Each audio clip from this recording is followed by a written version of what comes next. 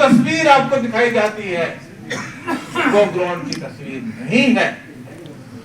میں کل N D T V پہ ہندوستان کے جو جل شکتی کے منسٹر ہیں ان کا انٹرویو سن رہا تھا. مسٹر شیخاوت ہیں کوئی جل شکتی کے منسٹر, ان کا انٹرویو سن رہا تھا. پردھان منتری جی کا بھی پچھلے دنوں میں انٹرویو سن کیسے میں نے بات سنی کہ تقریر کر رہے تھے کہ ہم ہر گھر کو نل سے جل دینے جا رہے ہیں. میں ایک بات واضح کہنا چاہتا ہوں, نل تو ہمیں سڑکوں میں پڑے ہوئے دکھائی دے رہے ہیں, لیکن جل لوگوں کے گھر تک پہنچے گا یا نہیں یہ مجھے لگتا ہے خواب رہ گیا.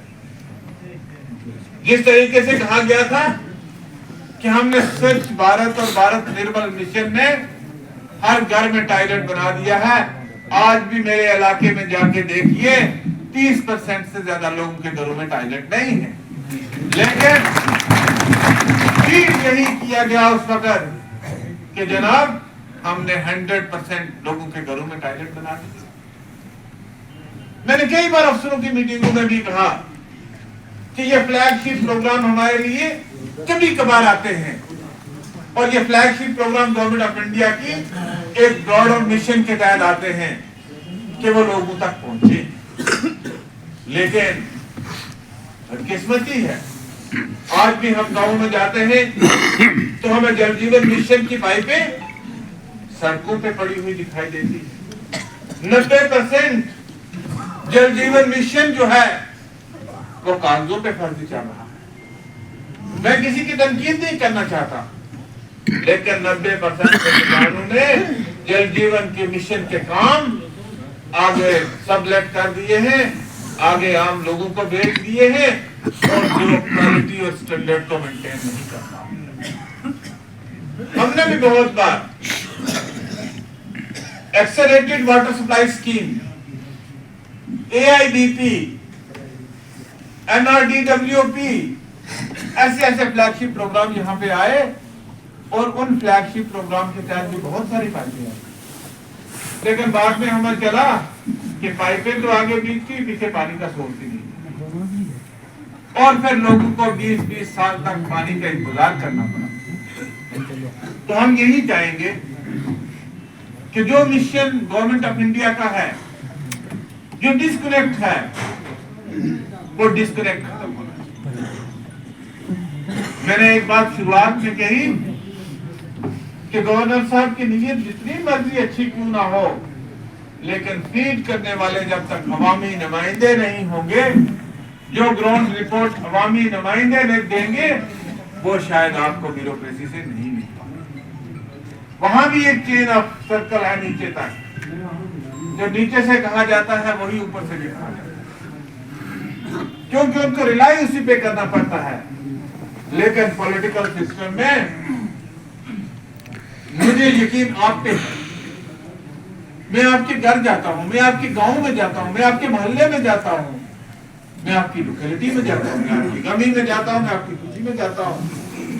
جب آپ کے گھر میں پانی نہیں چلتا, آپ کے گھر میں شادی ہوتی ہے, ختمات شریف ہوتے ہیں, کچھ اور چیز ہوتی ہے, اس وقت جناب مجھے فون آتا ہے, جناب پانی نہیں چلتا, جناب بجلی نہیں چل رہی.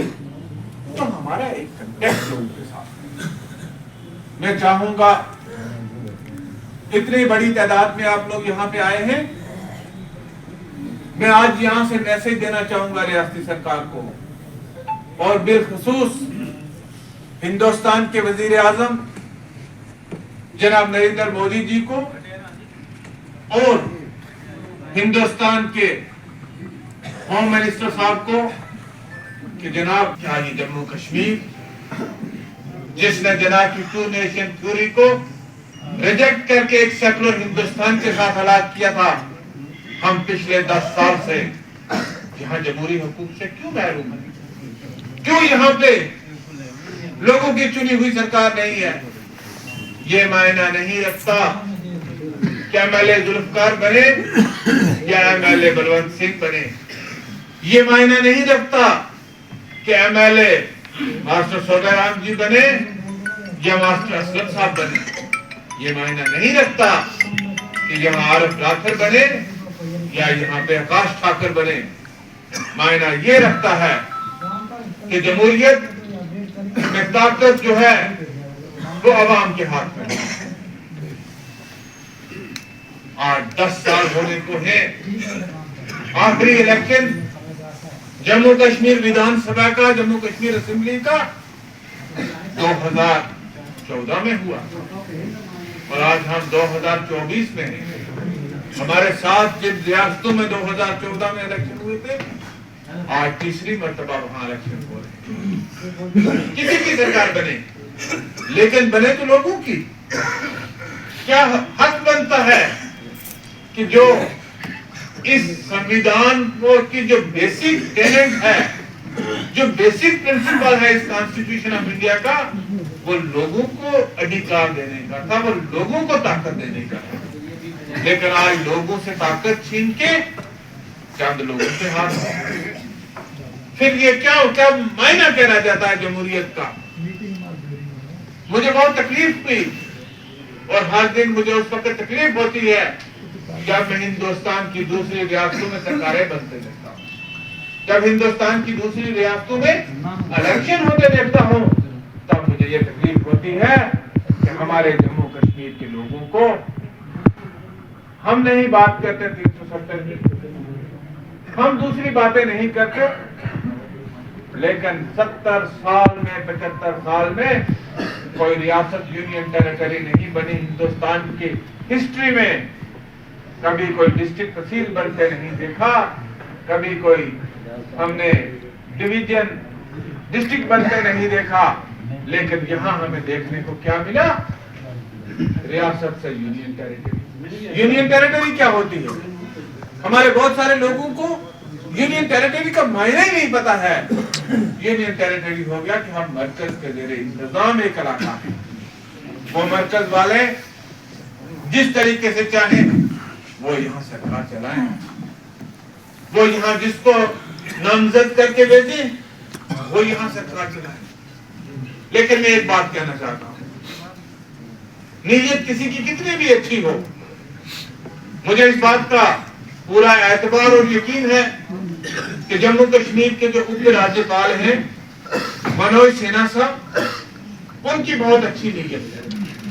وہ چاہتے ہیں کہ یہاں کے آدی واسیوں تک، یہاں کے شیڈیول ٹرائب تک، یہاں کی شیڈیول کاسٹ تک، اور اکثر وہ کہتے ہیں جب ہمیں ملنے کا موقع بھی ملتا ہے کہ وہ کہتے ہیں میرا لکش ہے کہ جو قطار میں سب سے آخری بندہ کھڑا ہے انصاف اس تک پہنچنا چاہیے.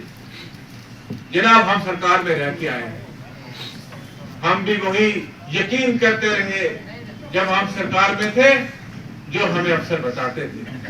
افسر کہتے تھے جناب وہ تو یہ وہاں تو ہم نے یہ کر دیا ہے، تبدیلی آ گئی ہے.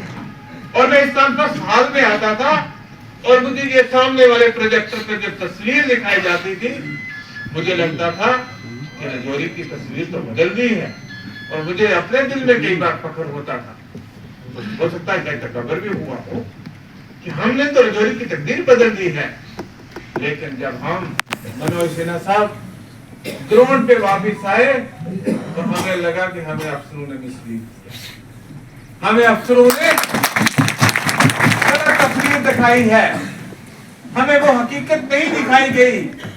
اگر اس وقت ہمیں وہ حقیقت دکھائی دیتی تو شاید ہم اس وقت اس کا ازالہ کر سکتے.